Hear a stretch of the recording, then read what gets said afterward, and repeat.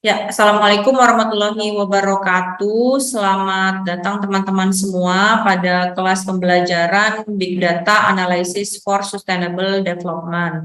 Ini merupakan TM yang ke-9, sekarang di TM 9 dan 10 nanti akan ada pembelajaran ya yang berbasis software. Untuk TM 9 sendiri, saya mengambil mata pelajaran ya atau mata fokus pada pembelajaran kali ini yaitu bagaimana caranya kita meramalkan big data dan menggunakan salah satu softwarenya, yaitu software mining ya, data mining yang bernama Orange. Oke, ruang lingkupnya dari pembelajaran hari ini, harapannya mahasiswa ini dapat mengerti bagaimana sih yang dinamakan big data dan peramalan untuk data yang besar atau big data tersebut, dan bagaimana teman-teman mengenal yang namanya software Orange gitu. Jadi ini masih basic banget dari penggunaan big data analysis, which is kalau mungkin teman-teman sebelumnya sudah pernah belajar menggunakan RStudio ya, atau di pembelajaran sebelumnya sudah pernah mempelajari terkait Python atau mungkin beberapa software lainnya. Sebenarnya sama aja ya, semua software big data, tapi kita harus tahu dulu penggunaan software big data itu tujuannya untuk apa gitu. Jadi nggak semua juga kadang-kadang software big data itu mampu menjawab apa yang kita butuhkan gitu. Kalau cuma teman-teman basically mau menggunakannya hanya regresi gitu ya, harusnya sih nggak harus sampai pakai big data ya gitu. Cukup kayak kita udah punya software Stata, eViews gitu. Kalau teman-teman mau bikin data yang analitik yang berbasis descriptive analysis, terus banyak data kuesioner, mungkin menggunakan softwarenya SPSS. Jadi banyak software yang bisa nanti kita pelajari, tinggal persiapan teman-teman semua ketika melakukan penelitian, mana sih software yang suitable gitu, cocok untuk data yang akan saya gunakan. Ini tujuannya ya, memahami konsep big data dan juga mengoperasikan software Orange tersebut. Nah, pertama saya mau jelasin dulu tentang bagaimana konsep untuk kita melakukan suatu peramalan. Ada yang namanya puzzle ya di dalam kehidupan kita sehari-hari, atau di dalam ekonomi juga somehow ini terjadi puzzle-puzzle yang mungkin harus kita susun satu persatu dan kita mampu untuk memecahkannya. 2 tahun silam, dari tahun 2020 until 2021, dan bahkan sekarang juga sebenarnya COVID-19 still exist, tapi mungkin the number of case-nya sudah jauh lebih decrease ya. Contohnya aja deh gini, kita bisa melakukan suatu peramalan atau kita akan melihat pandemi COVID-19 ini sekiranya bakal berhenti di tahun berapa gitu. Lalu kita akan meramalkan setiap orang yang memang habis dari berpergian dari luar, atau mungkin orang itu mempunyai indikasi sakit seperti bagaimana gejala COVID, kita bisa ngeramalin sebenarnya memang itu sakit COVID atau bukan sih. Nah, pengelolaannya bisa berbasis big data dan kita melakukannya dengan sistemnya data mining. Data mining itu kan seperti menambang data ya. Jadi dengan data yang banyak, teman-teman nanti akan mengelola dan bisa mengetahui lah porsinya itu sampai di mana sih ya peramalan ini tepat dilakukan, dan tadi permasalahan juga bisa kita selesaikan. Nah, karena kalau misalnya kita salah interpretasi ya, di sini disampaikan kita itu bisa menerima berita-berita hoax gitu. Daripada kita menerima berita hoax, lebih baik kita melakukan peramalannya terlebih dahulu. We do prediction ya. Atau nggak hanya untuk pandemi COVID-19. Di sini juga ada kasus-kasus lainnya seperti sumber daya alam dan lingkungan. We will predict apakah memang earthquake bisa terjadi, banjir bisa terjadi, atau mungkin beberapa bencana bisa terjadi dengan data yang kita punya. Jadi sistem nanti akan membaca data yang kita miliki, lalu sistem akan membantu kita untuk meramalkan. Nah, selain itu, gunanya ya melakukan peramalan, ini juga akan melihat bagaimana sih future condition yang memang akan terjadi nantinya, dan we can do anticipate. Ya, kita melakukan antisipasi bahwa ketika memang itu sudah terjadi, maka kita tahu nih hal-hal apa atau kebijakan-kebijakan apa yang akan kita lakukan. Nah, secara basic konsep ya untuk peramalan ini ada teorinya dari analisis Bayes ya, atau nama penemunya adalah naive Bayes. Nah, Thomas Bayes ya, Thomas Bayes adalah penemunya, naive Bayes adalah metodenya ya, saya ralat tadi naive Bayes adalah metodenya, penemunya adalah Thomas Bayes. Thomas Bayes ini adalah seorang teologis dan matematikawan yang membuat teori Bayes tersebut. Apa sih sebenarnya teori Bayes? Teori Bayes adalah teori peluang yang memungkinkan kita untuk menghitung secara kontinu peluang-peluang yang akan terjadi. Jadi kayak tadi yang saya sampaikan peramalan ya. Peramalan itu bisa terjadi kan di masa yang akan datang. Nah, possibility, kemungkinan-kemungkinan itu terjadi seberapa banyak. Prinsip yang disampaikan oleh Thomas Bayes adalah the data doesn't speak for itself, our external knowledge, even judgment has a central role. Jadi data itu nggak bisa berbunyi dengan sendirinya, data nggak bisa terinterpretasikan dengan sendirinya tanpa adanya tambahan ilmu, tanpa adanya sentuhan-sentuhan. Kalau kita bilang dalam big data itu mining datanya itu mau diapakan gitu. Jadi yang namanya data tersaji ya hanya data. Kita nggak akan bisa interpretasikan data itu meningkat atau menurun, and then penyebabnya atau impact-nya itu seperti apa ketika memang kita tidak melakukan suatu analisa terlebih dahulu.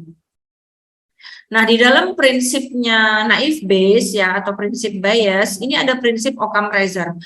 Occam-Razor ini lebih meng-apply ya beberapa prinsip-prinsip seperti yang pertama, determine how many assumption and condition are necessary for each explanation to be correct. Jadi pertama, dia akan memasukkan beberapa data-data yang kita jadi penduga, asumsi, condition.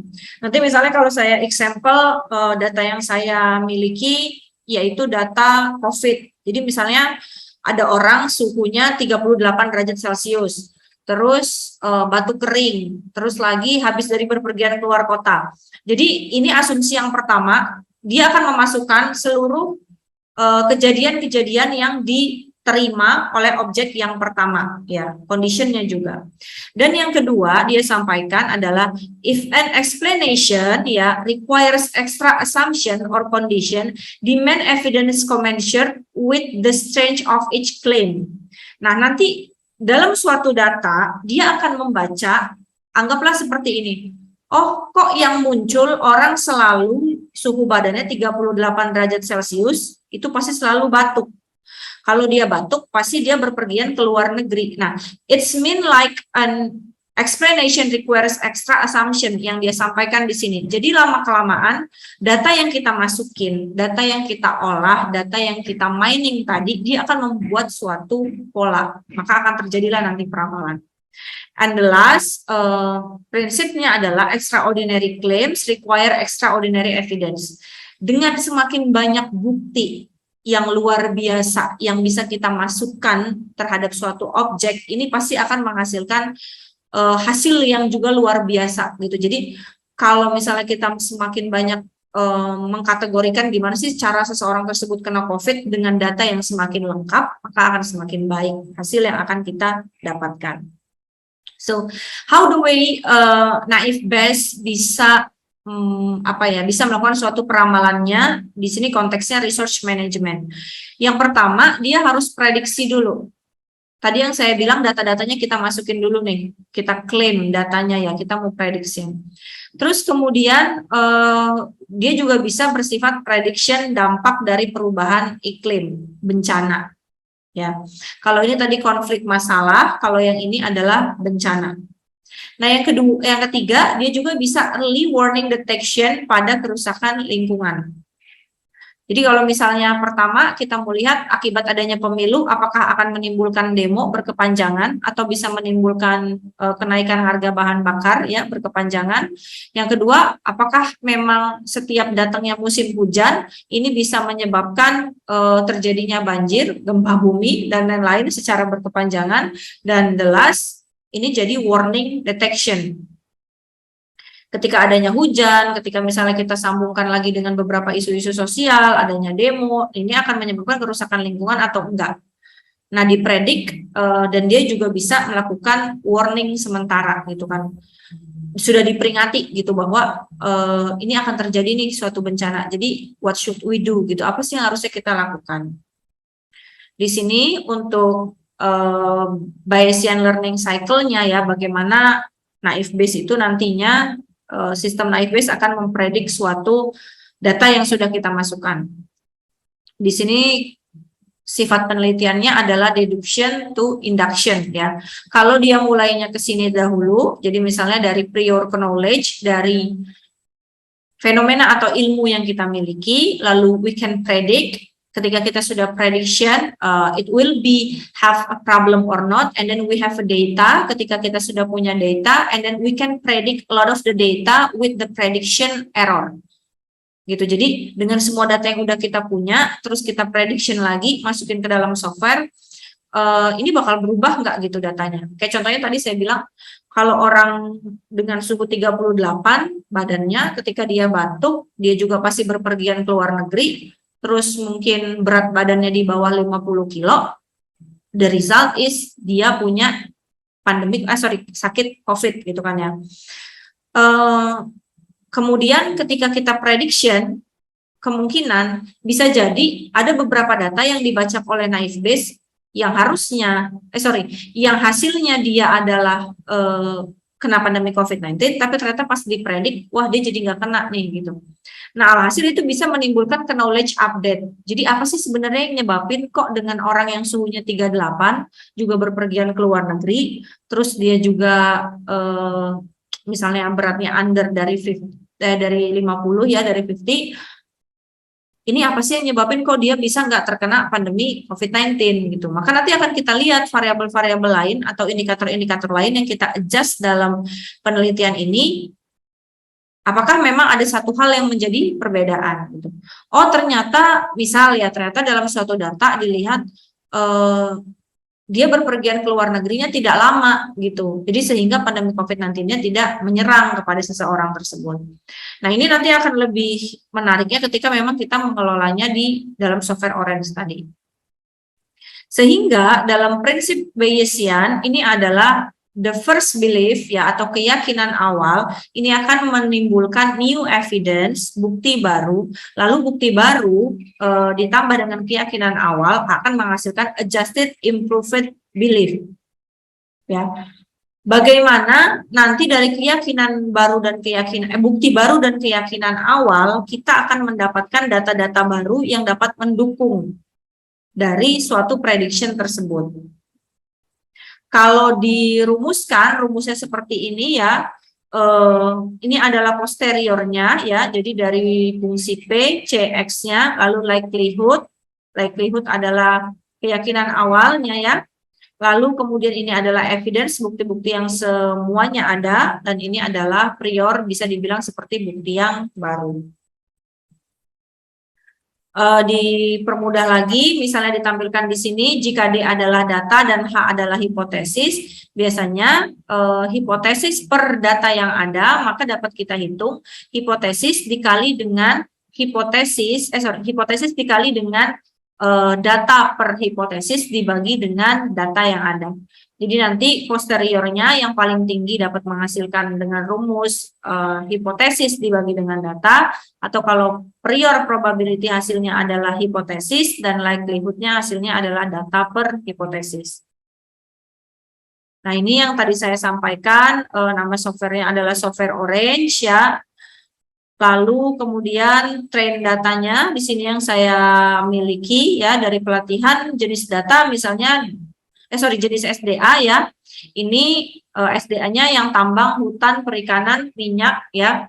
Nah, kita akan prediksi melalui data ini apakah ketika suatu daerah ya, anggaplah ini daerahnya dari daerah A ya sampai dengan daerah X.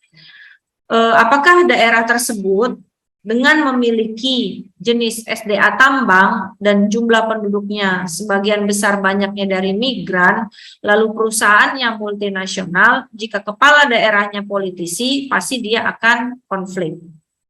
Itu juga kalau daerah hutan, ya, kalau penduduknya adalah penduduk lokal di daerah setempat, perusahaannya tidak banyak yang multinasional, ya, jadi tidak ada lalu kepala daerahnya adalah orang profesional seperti dari sekolah adalah orang profesional seperti dari sekolah kedinasan ya, maka juga sama-sama akan menghasilkan konflik. Nah, ini semua yang tadi saya bilang adalah data yang kamu punya ya, keyakinan-keyakinan awal yang kamu punya. Jadi kita akan memasukkan dulu data yang sudah kita miliki.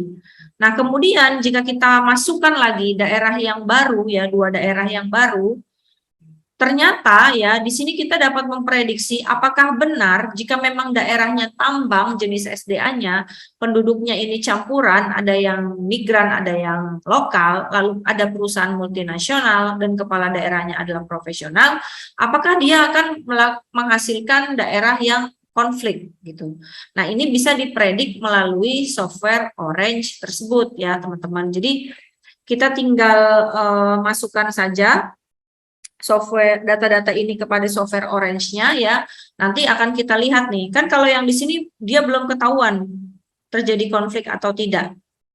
Gitu. Kalau yang di sini dia sudah ketahuan sudah terjadi konflik, maka nanti data yang ini ya, data yang ini ditambah dengan data yang ini, kita akan mengetahui hasilnya 2 data hutan dan tambang tersebut apakah memang untuk wilayah yang apakah akan menghasilkan konflik pada suatu wilayah. Nah, ini perhitungannya jika manual. Ini contoh soalnya, contoh latihannya adalah untuk pandemi COVID-19 ya. Jadi ada yang terkena pandemik, ada yang tidak. Derajat suhu. Lalu kemudian di sini dapat kita lihat dari segi pengukuran suhu, ada frekuensinya ya.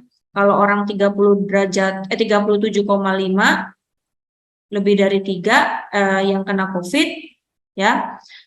Lalu kemudian di sini akan kita kelola menjadi probability dari 37,5 ini menghasilkan berarti yang 3 ini berapa persennya dari 4 gitu. Nah, ini hasilnya 0,6. 1 ini berapa persennya dari 4? Ini hasilnya 0,2. Jadi di Naive Bayes ini juga dia akan memprediction berapa besar sih probability yang terjadi dalam suatu kejadian. Tuh. Untuk evaluasi model, tabel yang akan hadir ya, untuk tabel prediction-nya, di sini harus ada predicted value dan harus ada actual value-nya. Hasilnya, kalau kita true, positif, artian prediction-nya adalah benar, dia ada di diagram yang di atas. Kalau misalnya dia false positif, berarti dia keseluruhannya salah, prediction kita semuanya tidak dapat diterima, ya dia berarti ada di posisi yang atas. Begitu juga yang ini ya, false negatif, di sini adalah true negatif. Ini ada opposite-nya. Gitu. Tapi kan kita tidak menerima daerah abu-abu. Yang kita terima daerah yang ada di biru. Nah, ini untuk pengujian model. Jadi untuk pengujian model ini harus disiapkan dulu data training. Untuk sementara latihan bisa kita menggunakan data yang nanti disediakan ya. Lalu di sini menggunakan modelnya juga Naive Bayes metodenya, dan Naive Bayes ini ada yang namanya future test, score ya, dan juga score gitu. Jadi nanti kita akan ketahui di masa yang akan datang atau hasil prediction-nya ini dari setiap data-data mining yang sudah kita kumpulkan.